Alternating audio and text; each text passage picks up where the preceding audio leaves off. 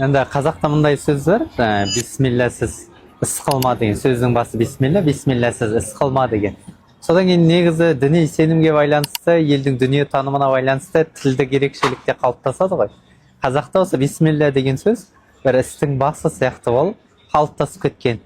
Мысалы, үлкен конференцияларда, жиындарда айтып қалып жатады да, бүгінгі сөзімнің бисмиллясы деп. Олар да негізі бисмилля деп айтпайды, бірақ сөзімнің бастауы осы Абайдың сөзімен бастағым келіп тұр деген сияқты. Болмаса сөзіміздің бисмиллясы президентіміз айтқандай сол тұздық дегендей келеді, бір істің сөздің бастауына қолданады.